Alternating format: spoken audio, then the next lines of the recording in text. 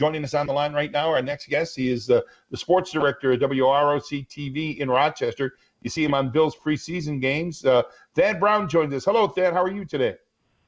Hey, fellas. How you guys doing? Good. Holding up. Everybody doing holding good. up at your end? Everybody good in your family and everything? Yeah, doing okay. I think my daughter likes not having to go to school every day. We do try and set up Thad school where she does some homework, and then I get her outside and become her gym teacher for the day. And, it's been fun, though, because, you get a chance every day now. Like, we go out and we play volleyball, we play tennis in the driveway, we throw the Frisbee around. It's good to have that much daddy-daughter time. It's not obviously the way you want to set it up, but, as far as silver linings go, it's a pretty bright silver one.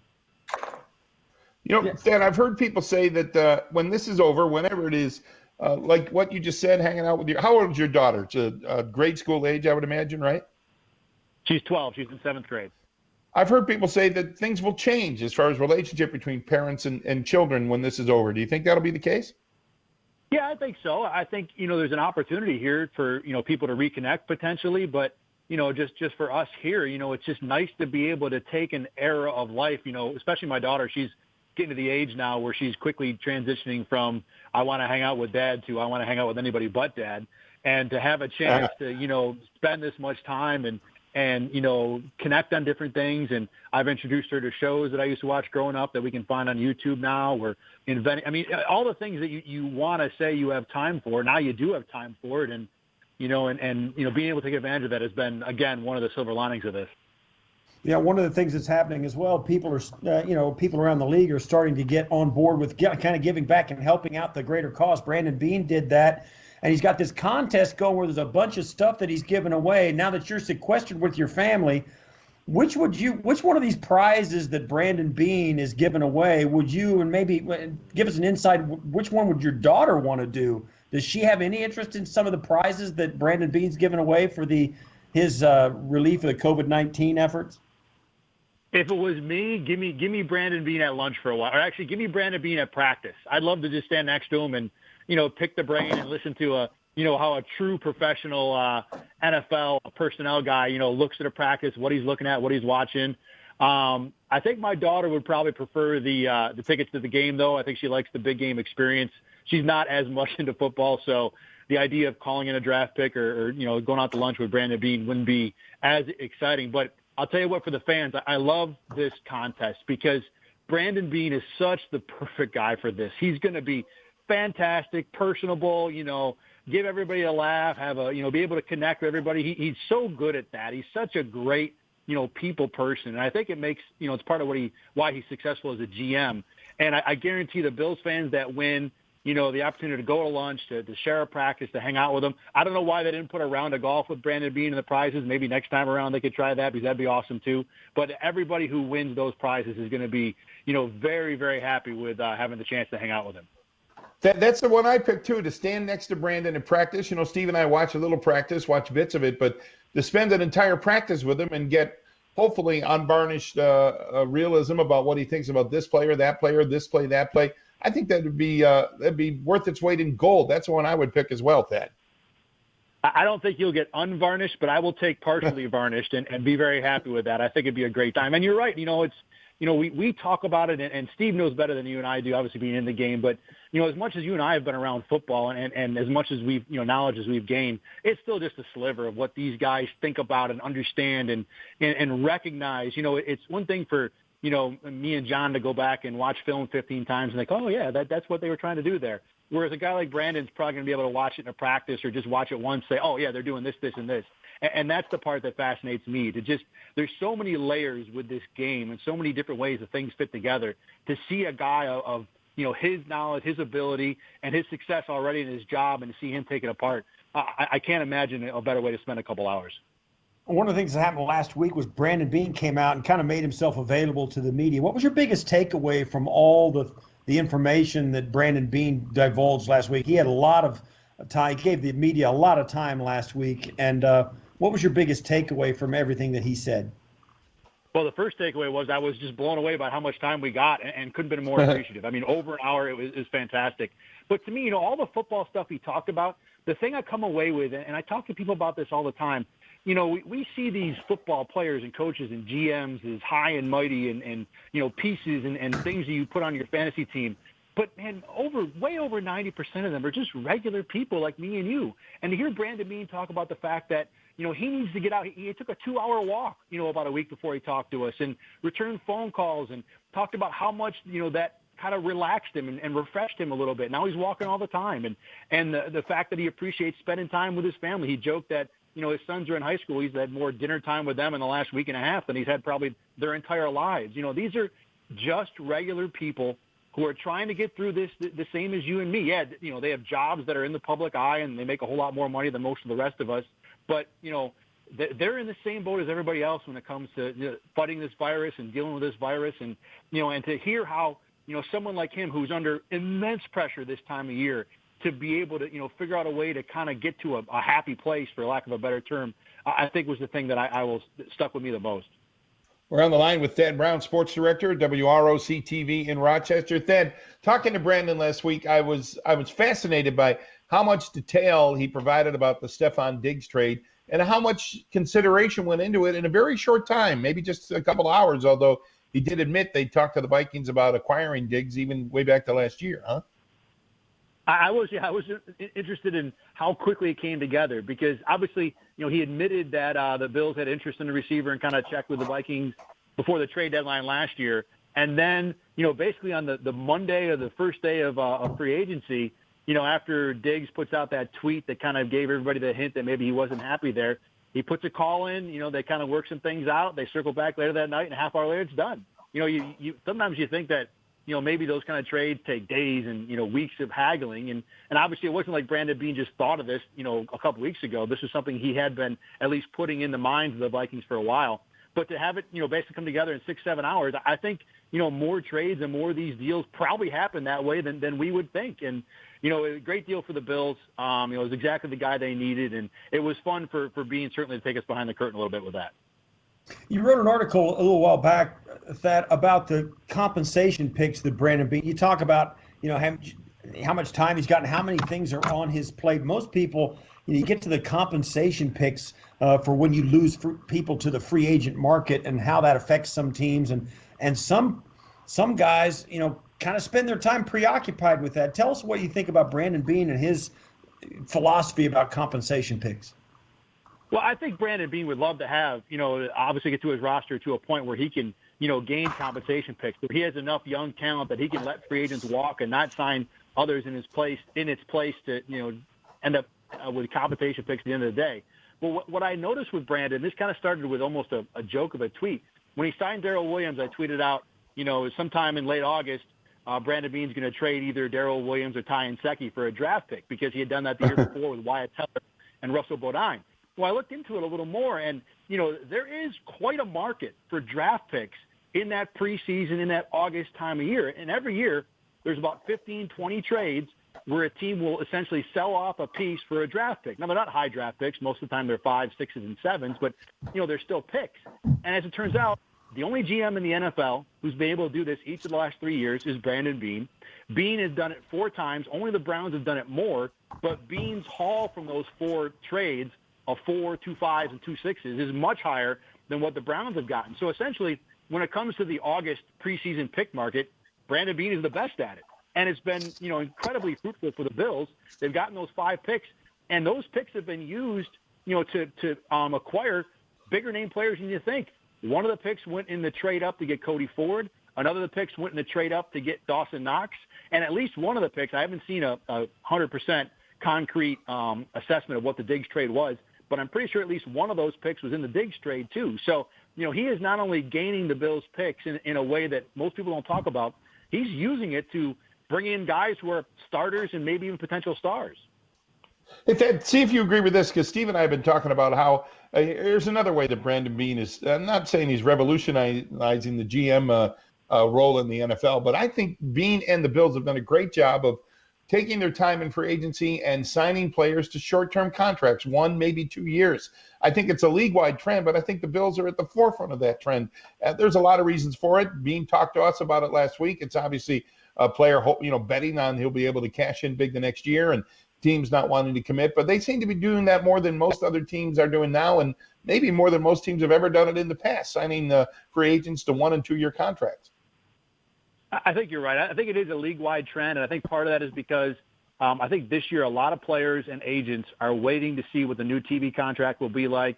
Most people anticipate that'll result in a pretty big cap increase, so it doesn't really behoove you to lock into contracts and salaries for 2022, 2023, when there's probably a pretty sizable golden egg at the end of that rainbow somewhere, or pot of gold at the end of that rainbow.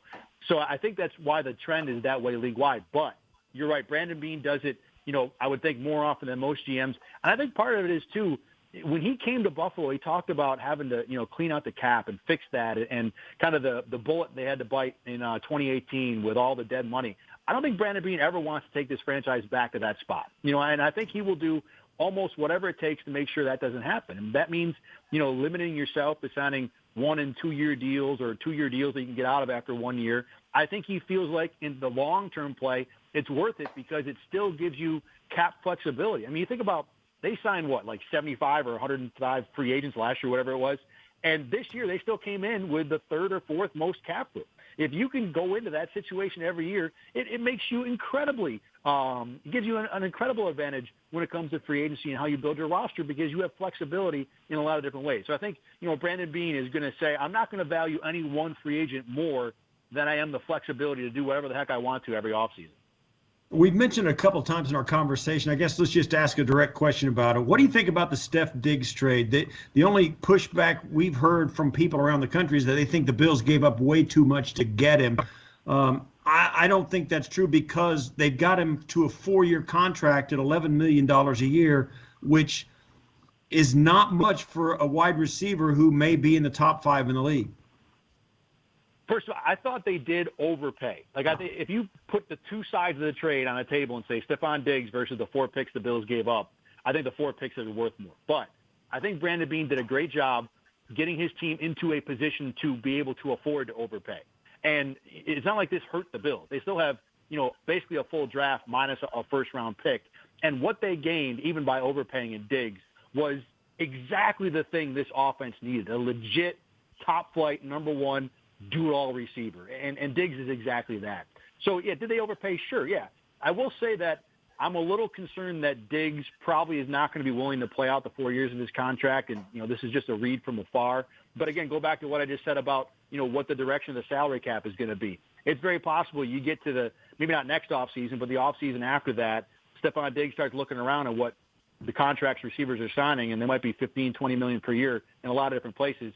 I think he might end up being, in a position where he wants to renegotiate something. But, regardless, I think certainly it's a chance worth taking. The contract is fantastic for now, and he's not going to complain this year. And this year the Bills are in a really, really good spot offensively when it comes to the pieces around Josh Allen. That I think the contract and the fact that it was a contract that was just executed a year ago, I think that's what made him an attractive trade target. He could come back, I guess, after this year and ask for a renegotiation, but the Bills can say, hey, you just got a new contract 2 years ago. Sit tight for a while. Can't they say that? They can, but then you never know if Stephon Diggs has some seemingly diva tendencies here, so you don't know if you're the team and you hold fast to that, whether it causes you a longer-term problem. We're speculating about at minimum 12 months down the road. For this year, right. Stephon Diggs is, in good shape, and this offense is much better for it. And, look, no trade's perfect. I mean, Brandon Beane's not going to offer a 7th-round pick and get Pat Mahomes. So any trade above that is going to have some questions to it. And there are some here. And, yeah, did they give up a lot? Sure. Is there a question about what kind of good, if Stephon's going to be on his best behavior? Sure. But those questions and those risks are so small compared to the reward. It's really a no-brainer of a trade, even if I will stand by the fact I think the Bills overpaid. One of the things about it, and here's the reason I don't know that they overpaid or not, and I disagree because for this reason. Steph Diggs and the stuff that I've read and the stuff that I've seen is as every bit the receiver that anybody else out there is. He's an elite wide receiver. He gets separation. He can do a lot of things. He's versatile, runs great routes. And you've just got a guy in Dallas who signed a 5-year, $20 million a year contract. You're getting a guy, in my opinion, who if not just comparable to Amari Cooper, Steph Diggs may be superior in a couple of areas to Amari Cooper, and you've got $9 million back in your pocket for the next 4 years. So to me, the fact that Steph Diggs, I think, is underpaid for 4 more years, that makes this deal doable. And certainly things could change in the middle. He could come back and say, hey, I want a deal or whatever, but he's certainly going to have to play well to make those demands. If he doesn't play well, you don't want him anyway. Hey, hold out. But if he does play well, you could sign him to a $4 million a year raise, and he's still under market.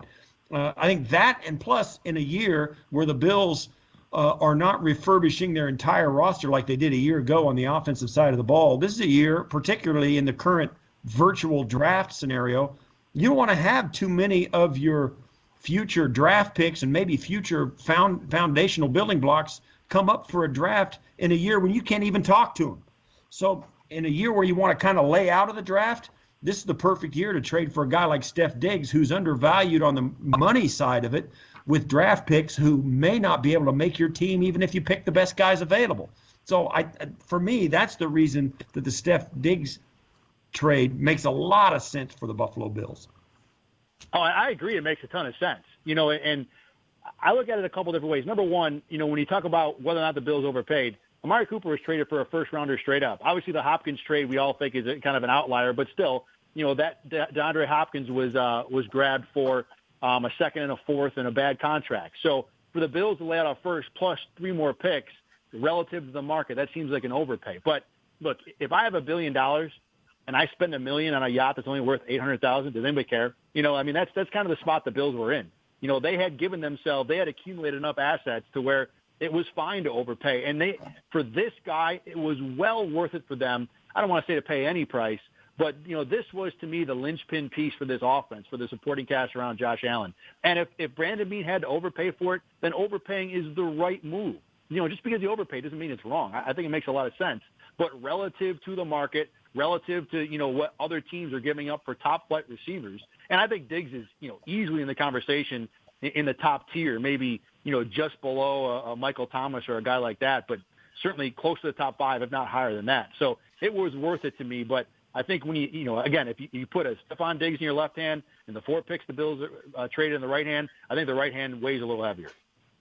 Live with Thad Brown, sports director at WROC-TV in Rochester, Bills preseason sideline reporter. Hey, Thad, it's not all Stephon Diggs. The Bills had 9 free agent signings, 7 on defense. They re-signed 4 of their own. Of all those moves, which do you think is the one that's kind of under the radar? Which might have the biggest impact that's not been talked about as much, do you think? I think it's Quentin Jefferson. I love that signing. This is a guy as a defensive end and can get pressure. He can do different things where he can play at the tackle spot too. He's versatile. And you think about the way that Sean McDermott constructs his defense, especially on passing downs, on pass rush downs. He's not afraid to play a guy at a little different spot. How many times did we see Lorenzo Alexander standing up at a 3-tech or a defensive tackle as part of a pass rush crew because he was among the top 4 best pass rushers on the team? You think about what the Bills will probably do this year in a passing down. You're going to see Jerry Hughes. You're going to see Ed Oliver. You're going to see Mario Addison. So who's the 4th guy? Well, if you want to make Quentin Jefferson a tackle and have him rush from there, you can. And if you want to put Mario Addison inside, because he did a little of that last year in Carolina too, you could put Jefferson on the outside and let him play in. So to pick up a pass rusher with ability, this is the guy that was won a high percentage of one-on-one pass rush reps last year, and have him be able to, move in different spots, and you can change things up. You can move a guy like Mario Addison around. You can move Jerry Hughes around if you want. There's so many things that Sean McDermott can and will be able to do with that. I don't think you can overrate the impact he could potentially have. I love that was my favorite. I don't know if it's the best signing because Mario Addison's probably that. But in terms of the way this defense works and the fun I'm going to have watching this on film later on, Quentin Jefferson's the guy I like the best. Well, if the defense stays as good as it was this past season or even improves, and Josh Allen has another weapon on the outside in Steph Diggs, a guy at the top of the wide receiver depth chart, not to the bottom, have the expectations been risen above a level where you think Josh Allen could meet them? It's a great question. There's no doubt that Josh Allen needs to have a good year. Not just a year like he had last year where he was decent and did some good things and was up and down a little bit and solved some problems, but still had some other ones. He needs to look like a bona fide franchise quarterback. He doesn't have to be one of the best in the league, but there's really no excuses for him this year. They've got maybe the best top 3 receiving core in the league. You've got a tight end in Dawson Knox who we think, can be a plus there. We think the offensive line is already a plus, or at least I thought it was last year. And they bring all 5 guys back, so no changes at all if the Bills don't want to. Same coaching staff, same system. There's really no excuse for Josh Allen this year. He's got to be a legit, again, not necessarily top flight, but certainly a legit franchise quarterback. And, we got to know that 8 or 10 games in. And, there is a decent amount of pressure on Josh Allen this year. He took such a big jump last year. I don't think you can put it past him to take another big one this year. But, going from year 1 where he was to year 2 is the easy jump. The next jumps, I think, are the harder ones. And he doesn't have to take the same sizable jump. If he can maybe go do half of what he did year 1 to year 2, that might be enough. But, there needs to be results with this team this year. And it's not like the AFC is stacked. This is outside of Kansas City and Baltimore. There's no reason you can't put Buffalo, as likely the 3rd best team in the conference. So this is a situation where the Bills can't just make the playoffs. They can't just, go 9-7 and slide in as wild card number 7 this year. They got to be able to, look like a team that's competitive and a contender. And I don't think that's unreasonable. I don't think it's anything wrong to think the Bills could, be a 2 or even a 1 seed this year and, win a playoff game, if not more. So a lot of it will hinge on Josh Allen, but I don't think it's wrong to have the expectations pretty high this year. Hey, Ted, with the addition of all those players, Stephon Diggs and the free agents, what does that do to the Bills' draft strategy? Is there a position you think they should focus on in the draft in 2.5 weeks? I think this is going to be one of the easiest drafts of Brandon Beane's life. I think you go to the draft board. Every time your pick comes up, whoever the highest guy you have left or whoever the highest guy on your board is left, and that's the guy you take every time. I thought about it from the other point of view yesterday. What position could the Bills not draft at? We know they could use a corner, obviously a second running back. Offensive line never hurts. You can never have, they probably could draft a depth safety or linebacker. They rotate so many defensive linemen. You can go there. You could theoretically get better at backup quarterback if you wanted to. Tight end might be tight, but, if you want to replace Lee Smith, you could. About the only position I think the Bills should avoid is center, because you got Mitch Morrison. There's really no reason to have a backup unless you have a guy who can play guard too. The Bills could even hit, punter and maybe less so, but, kicker if they wanted to. So if I'm Brandon Beane's at home, I'm not even sure I get dressed up for this. I put a bathrobe on. You know how we all do the fantasy draft? We pre-rank our guys. Well, Brandon Beane's got his pre-rank. Every time his pick comes up, he just goes to the top, clicks that guy, and, goes on with the rest of his day. There's really no reason to do anything else. Well, we're talking about the draft, and this year there's a couple of Rochester products that, had virtual pro days. Are there any of the guys who grew up in the Rochester area that we can look for being drafted in the NFL this year? Who do you think? Well, Ernest Edwards had a really good pro day. And I do want to say, here in Rochester, this is the first time we had, this Rochester pro day. And I hope it's an idea that continues because there's been, a pretty decent trickling and getting to turning the faucet on fully in terms of the amount of talent football-wise coming out of this city. But Ernest Edwards from Maine is the guy I'd look for if you're looking for a guy to follow. He ran a 4.41 40 at the pro day in Rochester, which would have been 7th best among receivers who were at the combine. And he was a do-it-all guy at Maine. He caught 11 touchdowns. He ran two kicks back for a touchdown last year. And he also passed for 4 touchdowns last year. So you want to talk about a versatile guy that Sean McDermott might like. Ernest Edwards certainly fits the bill. We've got another guy, Jared Gerbino, who played quarterback in college, both Division III at Brockport here in Rochester and at Dartmouth. He's going to try to be a tight end in the NFL. Very interesting story there, a little Logan Thomas type thing there. So there's guys to watch for, but Edwards putting up a 4.41 40 is the thing that gets your attention, and he's been a big play guy at Maine for a while, and I'd be interested to see. I think he's going to be a priority undrafted guy, I think at least, if he doesn't get into the draft.